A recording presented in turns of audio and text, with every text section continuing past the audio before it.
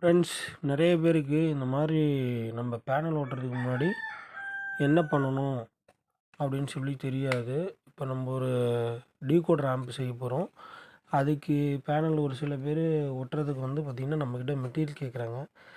ஒரு சில பேருக்கு தெரிய மாட்டேங்குது. இது தெரியாத நபர்களுக்காக தான் இந்த விளக்கம் பார்த்திங்கன்னா இந்த வீடியோ போடுறேன்.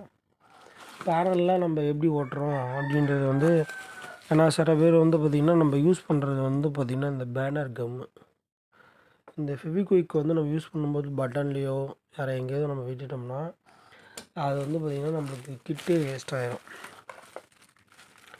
அது மாதிரி எல்லாருக்குள்ளே இருக்கிற பலன் தான். இப்போ நம்ம ஆம்ப்ளிஃபையரு செய்கிறதுக்கு முன்னாடியே நம்ம ஃபஸ்ட்டு இந்த மாதிரி கேபினெட்டெல்லாம் ஹோல்ஸ் பண்ணிடுவோம். இப்போதைக்கு ஃப்ரண்ட்டு பேனலை ரெடி பண்ணிடணும். ஃப்ரண்ட் பேனலில் பார்த்திங்கன்னா என்றைக்குமே டீகோடர் பாட்டம் கிட்ட கடைசியில் தான் புட் பண்ணணும். இந்த கேபிள்லாம் நம்மளுக்கு தேவையில்லை. கேபிள் எல்லாத்தையும் ஓரம் வச்சிட்றேன். நம்மளுக்கு தேவை பார்த்திங்கன்னா இப்போதைக்கு டிஸ்பிளே, அதனுடைய என்கோடர். ரிமோட் கிட்டுக்கும் இதே தான்.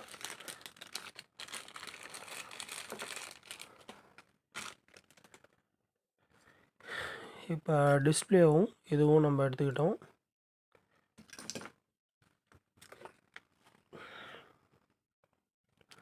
என்ன பண்ண போகிறோன்னு பார்த்தீங்கன்னா, இதில் ஸ்க்ரூ வச்சு ஃபஸ்ட்டு ஒட்டிடுவோம்.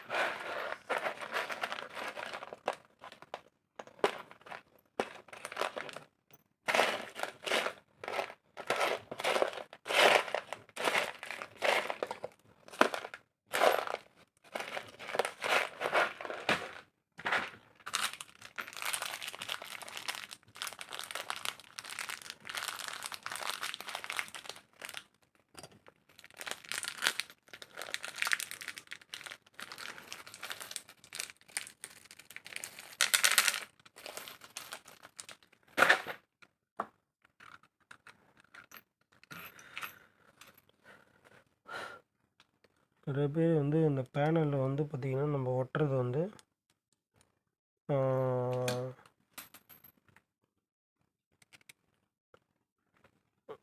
தடவிட்டு விட்டுவாங்க. அப்படி ஒட்டக்கூடாது. நான் எப்படி ஒட்டுறேன்றதை பார்த்துக்குங்க.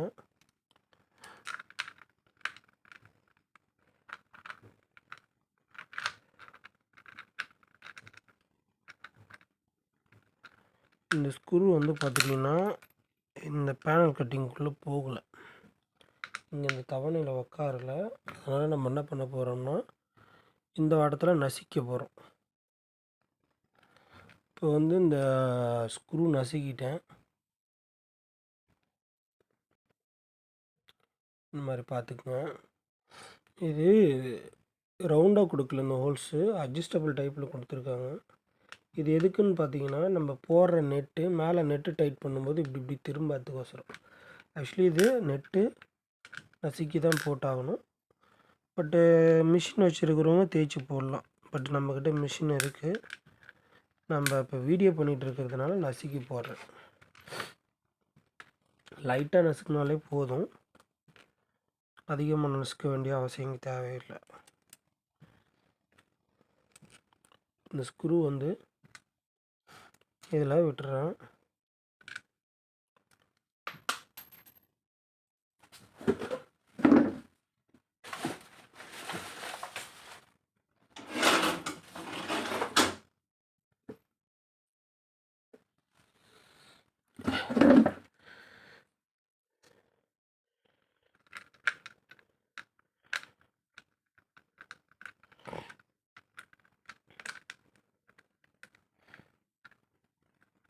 இப்போ இந்த 4 ஸ்க்ரூமே பர்ஃபெக்டாக உட்காந்துருச்சு. இப்போ இந்த ஹோல்ஸை ரவுண்டு கனெக்ட் பண்ணி கரெக்டாக இந்த கார்னரில் டைட்டாக ஒரு ட்ராப் விடணும். இந்த ஓரமாக விட்டிங்கனாலே எல்லா இடமும் பரவிடும். சைடில் விட்டிங்கனாலே எல்லா இடமும் அந்த கம்மு போயிடும்.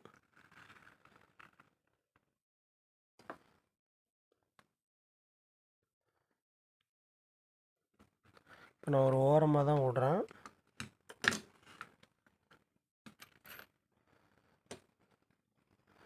எல்லா இடத்தையும் விடக்கூடாது. நம்ம சமமாக வச்சுட்டு இந்த கார்னரில் அமைக்கி பிடிச்சிட்டு இப்படி தான் நம்ம ஒட்டணும் அப்படின்றத உங்களுக்கு சொல்கிறேன்.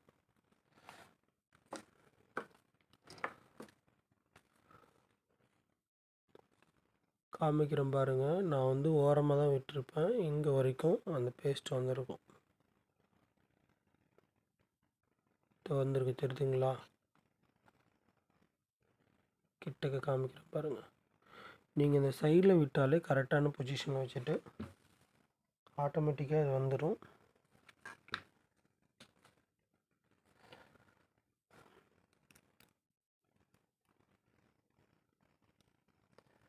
அடுத்து இந்த யூஎஸ்பிக்கு இதை ஒட்டிடுவோம். இதையும் இது நசுக்கு தேவையில்ல, பட் இதில் ஆனால் ரவுண்டாக தான் கொடுத்துருக்காங்க. இங்கே கீழே வச்சுட்டு கரெக்டாக அமைக்க பிடிச்சிக்கிட்டேன்.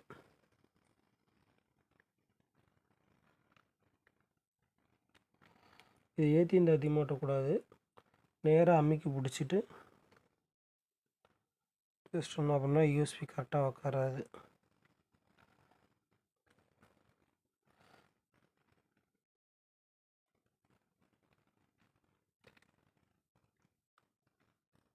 அதாவது ஒரு சில நண்பர்கள் வந்து என்கிட்ட வந்து சொல்லியிருக்காங்க, டீகோடர் ஆம்பிளிஃபையர்னால் செய்கிறது ஈஸி அப்படின்னு. கண்ட்ரோல் கொஞ்சம் கஷ்டம். இந்த மாதிரி வந்து எந்த வேலையும் ஈஸி கிடையாது. பட்டு எல்லா வேலையிலையுமே அதுக்கான டைம் கண்டிப்பாக எடுத்துக்கும் அப்படின்றதும் உங்களுக்கு சொல்கிறேன். இது இன்னும் ஒரு 2 மினிட்ஸ் ஆகும் காயறதுக்கு.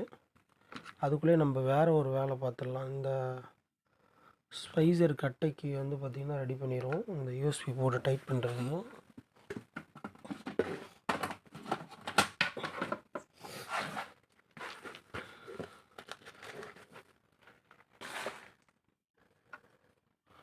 நம்ம போடுற ஸ்பைசர் கட்டை வந்து பார்த்திங்கன்னா எந்த அளவுக்கு யூஎஸ்பி எந்த அளவுக்கு இருக்குது இப்படி பார்த்துக்கணும். பேனல் எவ்வளோ இருக்குது அப்படின்றத பார்த்துக்கணும்.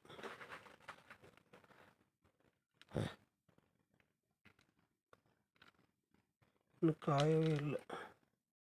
கையில் சீக்கிரமாக பிடிக்குது, பேனலில் சீக்கிரமாக பிடிக்க மாட்டேது.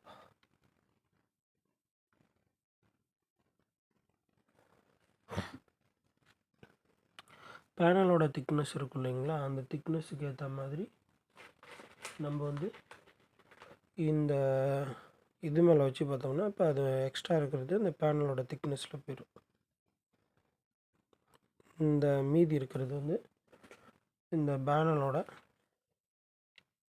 கீழ் போயிடும்.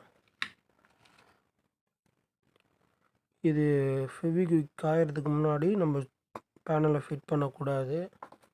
என்ன ஆகுன்னு கேட்டிங்கன்னா, நம்ம விட்ருக்க அந்த ஃபெவிக்விக்கு வந்து பார்த்துக்கிட்டிங்கன்னா அந்த சுவிட்சோட பார்டர்லேயோ இந்த டிஸ்பிளேவோட அந்த இதுக்குள்ளே போயிட்டாலோ கிட்டு தான் வேஸ்ட் ஆகும். நல்லா காஞ்சிட்ட பிறகு நம்ம கை வச்சு பார்த்து எங்கேயும் ஒட்டலைன்ன பிறகு டஸ்ட்டெல்லாம் தொடச்சிட்டு அதுக்கப்புறமா நம்ம வந்து பேனலை ஃபிட் பண்ணிக்கணும். இப்போ நம்ம என்ன பண்ண போகிறோம்னு கேட்டிங்கன்னா, இதுக்குமே ஒரு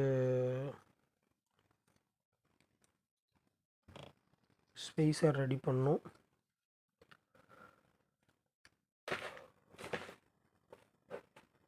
டிஸ்பிளே ஹைட்டுக்கு இந்த ஸ்பேஸரே கரெக்டாக இருக்குன்னு நினைக்கிறேன்.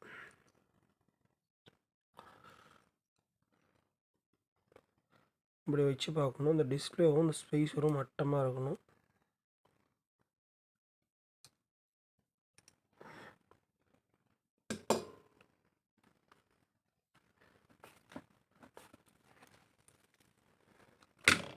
டிஸ்பிளே ஃபிட்டிங் பண்ண போகிறேன். அதனால் வந்து பார்த்திங்கன்னா இந்த பேக் சைடில் இருக்கக்கூடிய டஸ்ட்டை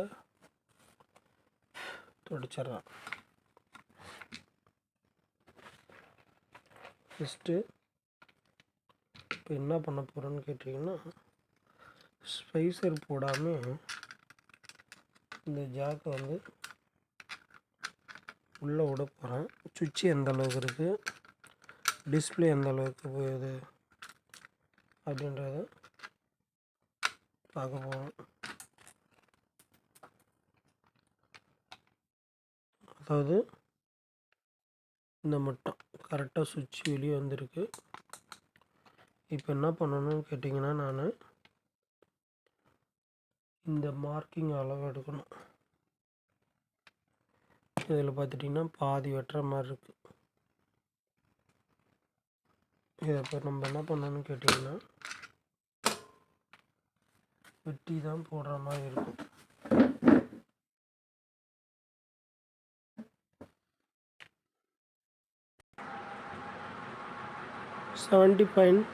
அதாவது 7.5 mm நம்மக்கிட்ட ஒரு ஸ்வைசர் இருக்குது, அதை போடுவோம். இது இன்வெர்ட்டருக்காக நம்ம ஸ்பெஷலாக வாங்கி வச்சுருக்கோம். பட் இது ரேட்டு சொன்னால் யாரும் வாங்க மாட்டாங்கன்றதுக்கோசரம் நம்ம இதை ஸ்பெஷலாக வாங்கி வச்சுருக்கோம். பட்டு இது என்னோடய பர்சனல் யூஸ். ஒரு சில பேர்லாம் வந்து பார்த்திங்கன்னா இன்றைக்கி நம்மளுக்கு நடக்கக்கூடிய வேலையை பார்க்க மாட்டாங்க.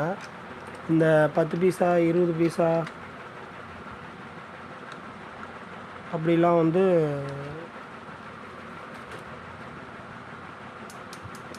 இந்த சுவிட்சு வந்து பார்த்திங்கன்னா நம்ம ஃபிட் பண்ணும்போது மட்டமாக தான் இருக்கும். நம்ம ப்ரெஸ் பண்ணும்போது நம்ம விரலோட சதை போயிட்டு அதில் போயிட்டு ப்ரெஸ் ஆகி அமுக்கிற மாதிரி இருக்கும்.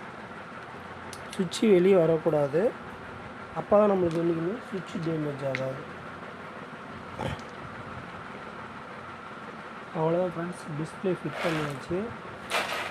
இப்போ 4 ஸ்க்ரூ போட்டால் வேலை முடிஞ்சது.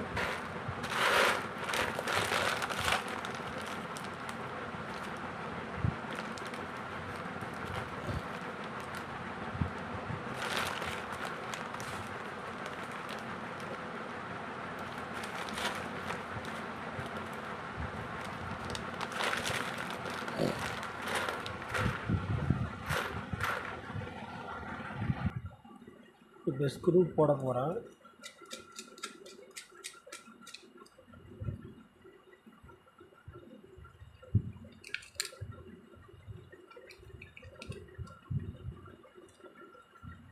இதை வந்து நெட்டுக்கு பேரலோ எதுலையுமே டைட் வைக்கக்கூடாது. அதை உங்களுக்கு தெளிவாக சொல்லிடுறேன். சும்மா ஹேண்ட் டைட்டு தான் இருக்கணும். இதில் வந்து பார்த்திங்கன்னா நீங்கள் நெட்டு பிளேயர்லாம் போட்டு கட்டிங் பிளேடை போட்டு எதாலையுமே டைட் வைக்கக்கூடாது. இது வந்து பார்த்திங்கன்னா இது ஒரு வெயிட்லெஸ்ஸே கிடையாது. சும்மா நம்மளுக்கு ஃப்ரண்ட்டில் வந்து டிஸ்பிளேவை தாங்கி பிடிக்கக்கூடியதுக்கு, அவ்வளோதான். நம்ம கையால் விரலால் எந்த அளவுக்கு டைட் வைக்க முடியுமோ அந்த அளவுக்கு டைட் வச்சா போதும். அதிகமாக டைட் வச்சிங்கன்னா ஒன்று பிசிபியோடையோ இல்லை டிஸ்பிளே வந்து நெருக்கட்டமாக இருக்கும். அது மாதிரி வந்து பண்ணக்கூடாது. நம்ம ஹேண்ட் டைட் மட்டும்தான், கையால் மட்டும்தான் டைட் வைக்கணும். அப்புறம் நெட்டு லூஸ் ஆகிடாதான்னு கேட்பீங்க. நம்ம வேலையெல்லாம் முடிச்சுட்டு நம்ம கடைசி கட்டத்தில் நம்ம ப்ளூகன் பேஸ்ட் போடுவோம். அப்போது வந்து இந்த நெட்டு ஸ்டாயிலாமல் லைட்டாக ப்ளூகன் பேஸ்ட் போட்டுக்கிட்டு வேண்டியதான். சப்போஸ் ப்ளூகன் பேஸ்ட் இருக்கிறவங்க ப்ளூகன் பேஸ்ட் போட்டுங்க. இல்லைன்னா நம்ம எஸ்ஆர் பேஸ்ட்டு ஸ்பீக்கர் காயில் கட்டுறதுக்கு வச்சுருக்கோம் இல்லைங்களா, அதை கூட போட்டுக்கலாம்.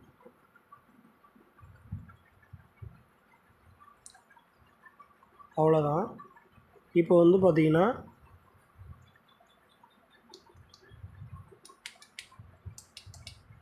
பட்டன் ஓகே ஆயிடுச்சு.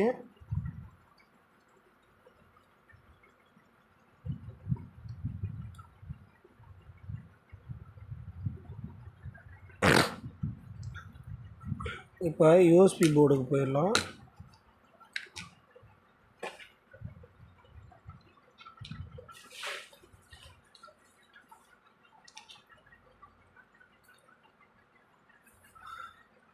என்றைக்குமே இந்த யூஎஸ்பி ஃபிட் பண்ணும்போது நம்மளுக்கு இப்படி பேனலில் வந்து இந்த பாருங்கள், இந்த இடத்துல இப்படி இருக்குன்னா நல்லா பார்த்துக்குங்க. இந்த உள்ளன் பின் இருக்குது பார்த்திங்களா, இப்படி மேல் வாட்டமாக பார்த்த மாதிரி போடுங்க. இப்படி கீழ் வாட்டமாக போடுற மாதிரி போட்டிங்கன்னா என்ன ஆகுதுன்னு கேட்டிங்கன்னா, நாலடையில் கொஞ்சம் கொஞ்சமாக டஸ்ட்டு போய் தண்ணி பட்டு அந்த பின்னு துரு பிடிச்சிரும். இப்படி போட்டால் அந்த பின்னில் துரு பிடிக்காது. மோஸ்ட்லி வந்து பார்த்திங்கன்னா நான் போடுறது ஃபுல்லாக அப்படி தான் போடுவேன். அதாவது நம்ம சின்ன சின்ன வேலை செஞ்சாலும் கவனமாக செஞ்சோம்னா வேலை முடிஞ்சிடும். நான் வந்து பார்த்திங்கன்னா இந்த பின்னு வந்து மேல் சைடு இருக்கிற மாதிரி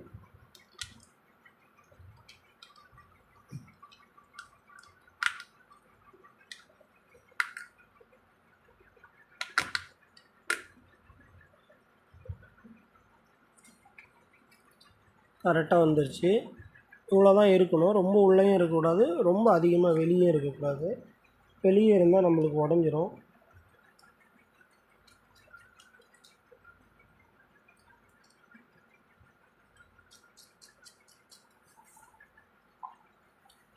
இதை வந்து ஒரு ஹேண்ட் டைட்டு வச்சுக்கலாம்.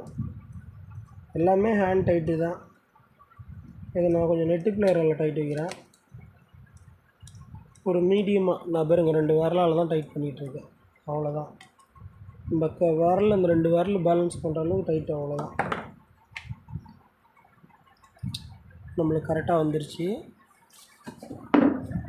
இப்போ இதில் வந்து நம்ம அண்டர்வேர் சொருவி பார்த்துக்கலாம். அவ்வளோதான்.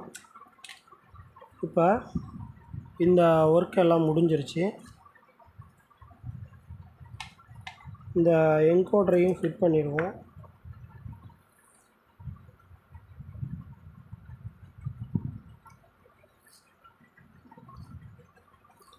இந்த பேனலில் ஸ்டிக்கர் உரிச்சிருக்கோம். நிறைய நண்பர்கள் வந்து பார்த்திங்கன்னா ஸ்டிக்கர் உரிக்கக்கூடாது அப்படின்லாம் கமெண்ட் பண்ணுது. இருக்கிறீங்க, 4-5 பேர் இருக்கிறீங்க. என்ன காரணம்னு கேட்டிங்கன்னா, பார்ட்டிக்கு வந்து பேனலை காமிக்கணும்.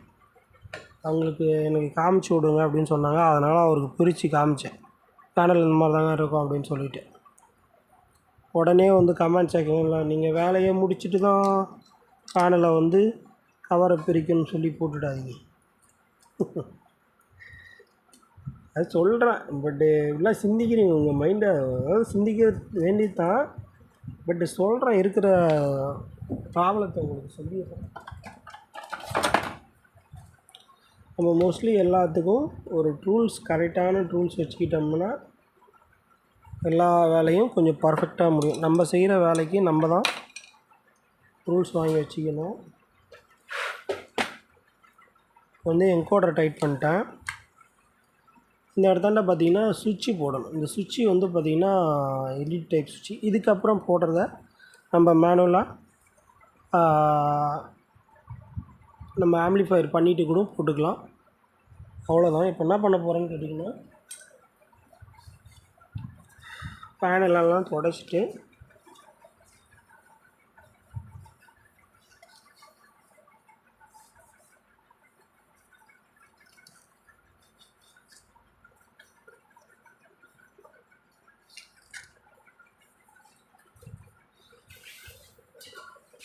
நீங்கள் பேனல் ஓட்டும்போது எப்படி இருக்கணும் அப்படின்றதுக்காக கேபினெட்டில் பாட்டம் புஷ்ஷோ எதுவுமே போடக்கூடாது.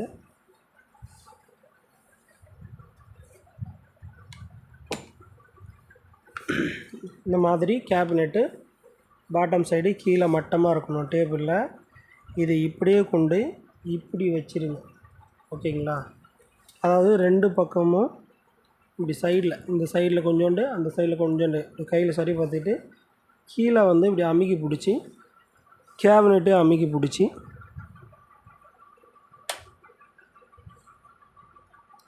அதிகமாக விடக்கூடாது. ஒரு ட்ராப்பு தான் விடணும். 4 மூலைக்கும் 4 ட்ராப் விட்டு ஃபஸ்ட்டு டாக்கப் பண்ணணும். அதிகமாக ஒட்டக்கூடாது. இப்போ ஒரு மூலையில் நான் டாக்கப் போட்டிருக்கேன்.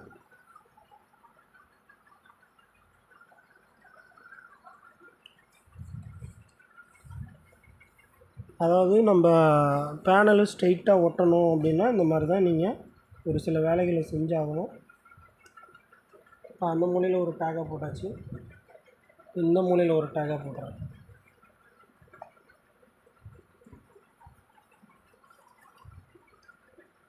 மோஸ்ட்லி நான் இந்த பாட்டம் கட்டெல்லாம் என்ன பண்ணுவேன்னு கேட்டிங்கன்னா, ஆம்ப்ளிஃபையர் வேலையெல்லாம் முடிச்சிட்டு தான் பாட்டம் கட்டையே போடுவேன். ட்ரான்ஸ்ஃபார்மர் போடும்போது போடுவேன். என்ன காரணம்னு பார்த்தீங்கன்னா, நம்ம ஆம்ப்ளிஃபையரை வேலையை முடிக்கிறதுக்குள்ளே ஒரு 1000 வாட்டியாவது திருப்பி திருப்பி ஈத்து இப்படி சுவாட்டி ரெடி பண்ணுவோம். அப்போது என்ன பண்ணுவோம், இந்த டேபிளில் இருக்கிற நம்மளுக்கு ஏதோ மரம்னு இழுத்துக்கிட்டே வரும். இப்படி தள்ளனாலும் நம்மளுக்கு திருப்பும்போது எப்படி வேணாலும் திருப்பிக்கலாம் அந்த மாதிரி. இப்போ 2 மூலையும் டாக்கா போட்டேன். இந்த சென்டரில் ஒட்டும்போது மட்டும், இங்கே டாக்கா போடும்போது மட்டும் டிஸ்பிளேக்கு போயிடாமல் இப்படி சாய்ச்சி வச்சு லைட்டாக இப்படி வச்சு பிடிச்சிக்கிங்க. ஏன்னா அங்கே டிஸ்பிளேக்கு போகக்கூடாது.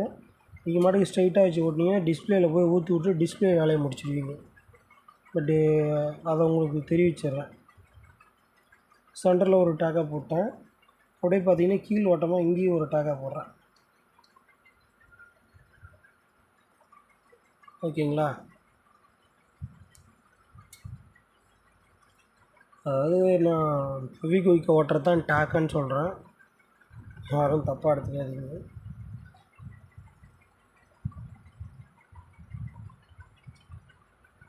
சில பேருக்கு இந்த வீடியோ பார்க்குறதுக்கு போர் அடிக்கும் தான். என்ன காரணம்னு பார்த்தீங்கன்னா, அவங்களுக்கு தெரியும், பட் அதனால் போர் அடிக்கும். இது வந்து புதுசாக பழகுறவங்களுக்கு பட் ஆர்வமாக பார்ப்பாங்க. அதையும் இந்த வீடியோலேயே உங்களுக்கு சொல்கிறேன். ஓகே, 2 டாக்காவும் ரெடி ஆகிடுச்சு. இப்போ வந்து மேலே தேவையான கேப்பு கரெக்டாக இருக்குங்களா, இந்த சைடில் வந்து டோரை மறைக்கக்கூடிய அளவு இருக்கா, இந்த சைட்லேயும் டோரை மறைக்கக்கூடிய அளவு இருக்கான்னு பார்த்துக்கணும். அப்புறம் கடைசியிலே வந்து பார்த்திங்கன்னா அடிவாட்டம் வட்டமாக வந்துருச்சு. அவ்வளோதான். இப்போ நான் என்ன பண்ணுவேன்னு கேட்டிங்கன்னா, அப்படியே பாருங்கள்.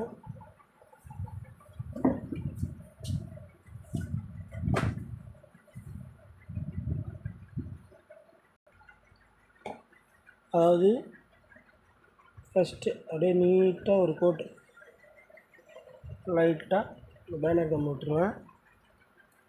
அப்புறம் நம்ம இந்த ஃபெவி பாண்டு இது என்ன பண்ணுறோம், அப்படியே நீட்டாக அது கூட விடும்போதே நீட்டாக விடுங்க.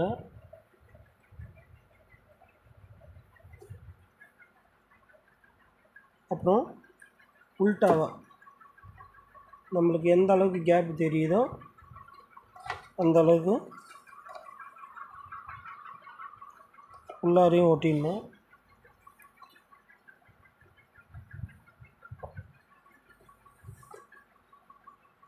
இப்போ இந்த சைடில் விட போகிறேன்.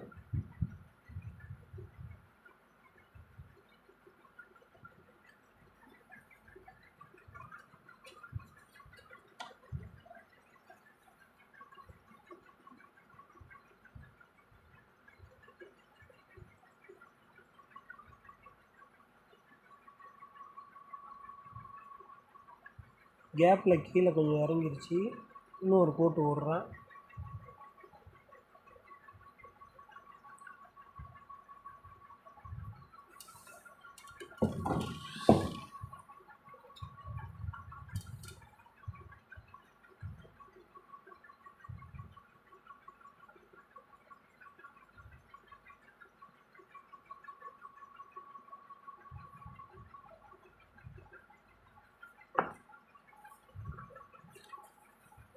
ஏற்கனவே பேனல் ஓட்டணுங்களுக்கும் இப்போ நான் காமிச்ச மெத்தடுக்கும் அதாவது ஒரு சில விஷயம் வந்து மாறுபடும்.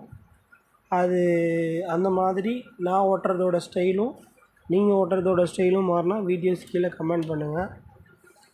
பட்டு நான் எப்படி நேராக ஓட்டுறேன், சீக்கிரமாக ஓட்டுறேன் இதில் போயிட்டு சில பேர் வந்து பாட்டம் கட்டையெல்லாம் போட்டுட்டு இப்படி வச்சுக்கிட்டு ஒட்டுவாங்க. பட் நான் எப்படி ஒட்டியிருக்கேன் அப்படின்றத காமிச்சேன். டேபிள் மேலே மட்டமாக வச்சுட்டு நிறைய டைம் அந்த மாதிரி வந்து பார்த்திங்கன்னா மிஸ்டேக் ஆகிருக்கு. லைட்டாக கொஞ்சம் இப்படி கிராஸ் ஆகும், இப்படி இந்த பக்கம் ஓரமாகவும் அந்த பக்கம் ஓரமாகவும்.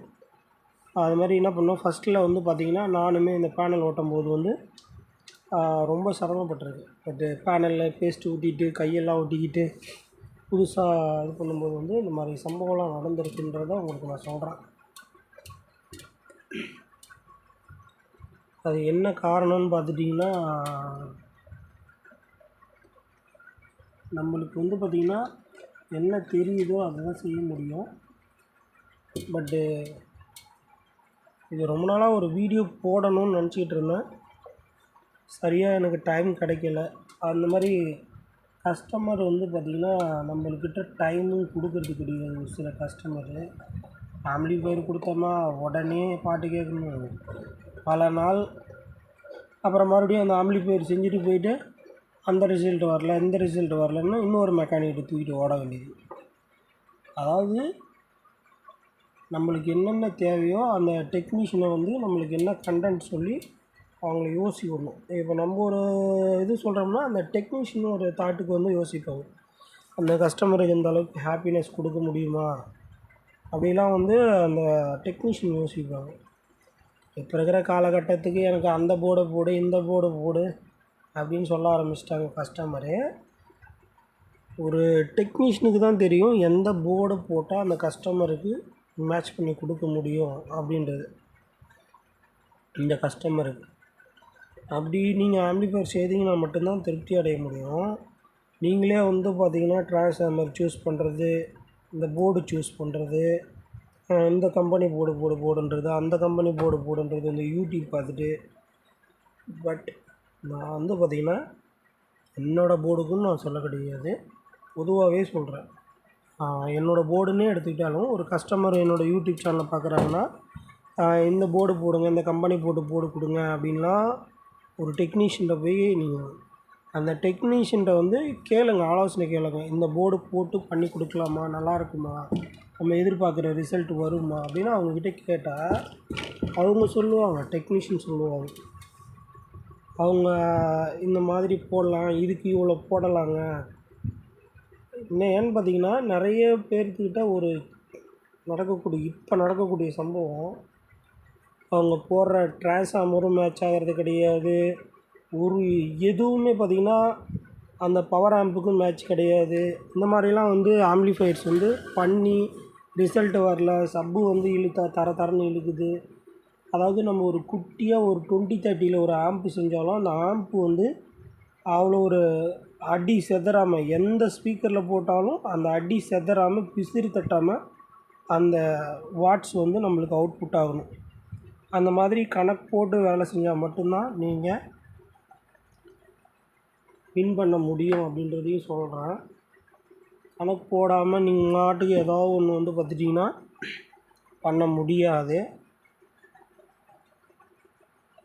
இருக்கிற கஸ்டமருக்கு சொல்கிறேன், அதாவது டெக்னீஷியன்ட்டு ஆலோசனை கேட்டு பண்ணுங்க அப்படின்றது தான் நான் சொல்கிறேன்.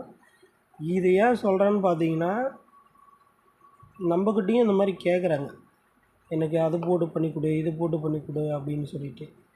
நானுமே மார்க்கெட்டில் வந்து பார்த்திங்கன்னா ஒரு சில கம்பெனி போர்டு வாங்கி கொடுத்துட்டு தான் இருக்கேன். அதே மாதிரி சேலும் பண்ணிக்கிட்டு தான் இருக்கேன், அசம்பிள் பண்ணியும் கொடுத்துட்டு தான் இருக்கேன். நானே 1000 விதமான போர்டு போட்டாலும் அந்த 1000 விதமான போர்டை வச்சு ஒன்று அனுப்பேன். ஆனால் ஒரு ஆம்பிளிஃபையர் செய்கிறதுக்கு பார்த்திங்கன்னா ஒவ்வொரு கஸ்டமருக்கு ஏற்ற மாதிரி தான் போர்டு அமையும். நம்ம நண்பர்கள் எல்லாருமே பார்த்துட்டிங்கன்னா எல்லாமே அவங்களே வந்து பார்த்திங்கன்னா சூஸ் பண்ணிடுவாங்க. கடைசியில் எதுவுமே செட் ஆகாது, அவங்களோட பைசா தான் வேஸ்ட் ஆகும், டைம் வேஸ்ட் ஆகும், எனர்ஜி வேஸ்ட் ஆகும். அவ்வளோதான் ஃப்ரெண்ட்ஸ். இப்போதைக்கு நான் ஃப்ரண்ட்டில் வந்து பார்த்திங்கன்னா இதெல்லாம் நான் கடைசியில் போட்டுப்பேன். இவ்வளோதான் பேனல் முடிஞ்சிருச்சு. இப்போ இதுக்கப்புறம் வந்து நான் பார்த்திங்கன்னா இந்த பேக்கில் போடக்கூடிய இந்த ஃபிட்டிங்ஸ்க்கு எல்லாமே முடிச்சுட்டு நான் ஒர்க் எப்படி ஸ்டார்ட் பண்ணுவேன் அப்படின்னு சொல்லிடுறேன் உங்களுக்கு. ஃபர்ஸ்ட் ஆஃப் ஆல் வந்து பார்த்திங்கன்னா ஸ்பீக்கர் லைன்லேருந்து ஆரம்பித்து ஆடியோ சிக்னல் வயரை முடிச்சுட்டு பவர் சப்ளை வயர் கூட நீங்கள் விட்டுருவேன். ட்ரான்ஸ்ஃபார்மர் ஆம்பிளிஃபையர் கடைசியில் மட்டும்தான் ஃபிட் பண்ணுவேன். எல்லா கேபிளையும் எங்கெங்கே விடணுமோ அங்கங்கே எல்லாமே விட்டுருவேன். இன்னொரு விஷயம், டீகோடர்ன்ற ஒரு விஷயம், எல்லா வேலையும் முடிச்சுட்டு உள்ள ஆம்பிளிஃபையருக்குள்ளே இருக்கிற பிசர்லாம் எடுத்துகிட்டு, ரெண்டாவது இந்த ஃப்ரண்ட்டு டிஸ்பிளேக்குள்ளே நம்ம வயர் கட் பண்ணுறது எதுவாக இருக்கா, ஏதாவது இருக்கான்னு சொல்லிட்டு கிளியராக லென்ஸ் வச்சு பார்த்துட்டு அதுக்கப்புறமா தான் வந்து பார்த்திங்கன்னா இங்கே போகக்கூடிய கேபிள் அத்தனையும் கொண்டு விட்டுருவேன் கரெக்டாக அந்த பாட்டம் கிட்ட. அதுக்கப்புறமா தான் இங்கே ஆம்பிளிஃபையர்லேயே ஃபிட் பண்ணுவேன். அதுக்கடுத்து ட்ரான்ஸ்ஃபார்மர் ஃபிட் பண்ணுவேன். ஆம்பிளிஃபையரை எங்கேருந்து ஸ்டார்ட் பண்ணி எங்கே முடிக்கிறேன் அப்படின்றத உங்களுக்கு சொல்லியிருக்கேன். பட் இப்படி பண்ணிங்கன்னா உங்களுக்கு கஷ்டம் இல்லாத ஆம்பிளிஃபையரு திருப்ப முடியாத அந்த கஷ்டம்லாம் இருக்காது. ஏன்னா நானுமே வந்து பார்த்திங்கன்னா ஃபஸ்ட்டு ஆரம்பிக்கிற புதுசில் ட்ரான்ஸ்ஃபார்மர்லாம் முன்னாடி ஃபிட் பண்ணிடுவேன், பவர் சப்ளை ஃபிட் பண்ணிவிடுவேன். இந்த மாதிரி நிறைய மிஸ்டேக் பண்ணுவேன். நம்ம அவ்வளோ வெயிட்டை தூக்கிட்டு கிட்டத்தட்ட ஆம்ப்ளிஃபையரை 20 வாட்டி 50 வாட்டி திருப்புவோம். அப்போது வந்து செட் ஆகாது. நம்ம எல்லா வேலையும் முடிச்சுட்டு இங்கே பவர் சப்ளை கீழே வயர் கொண்டு வந்து வச்சுட்டு அதுக்கப்புறமா நம்ம இங்கே கொடுக்கக்கூடிய வேலையெல்லாம் முடிக்கணும் அப்படின்றத சொல்கிறேன். ஃபஸ்ட் ஆஃப் ஆல் நான் அடிக்கக்கூடியது ஸ்பீக்கர் லைனு. அதுக்கடுத்து வந்து பார்த்துட்டிங்கன்னா இன்புட் சிக்னல் லைன் கண்ட்ரோலுக்கு அண்டு சப்வூஃபர் ஃப்ரீக்வன்சிக்கோ எல்லாத்துக்கும் அடுக்கக்கூடிய லைனு. அதனுடைய பவர் சப்ளை இங்கே கொண்டாந்து விட்டுருவேன். அவ்வளோதான் ஃப்ரெண்ட்ஸ். இந்த பேனல் ஓட்டுற வீடியோ பிடிச்சிருந்தா கமெண்ட் பண்ணுங்கள், லைக் பண்ணுங்கள். மேலும் இந்த மாதிரி நம்ம வீடியோ போடலாமா டைம் கிடைக்கும்போது அப்படின்றத வந்து இந்த வீடியோஸ் கீழே சொல்லுங்கள். ஏன்னா நம்மளுக்கு தெரிஞ்ச விஷயத்த ஏன்னு பார்த்தீங்கன்னா நம்மக்கிட்ட கேட்குறாங்க. அதனால தான் நான் ஒரு வீடியோவாக பப்ளிசிட்டி பண்ணுறேன். Thank you friends. மீண்டும் நம்ம அடுத்த ஒரு வீடியோவில் சந்திப்போம்.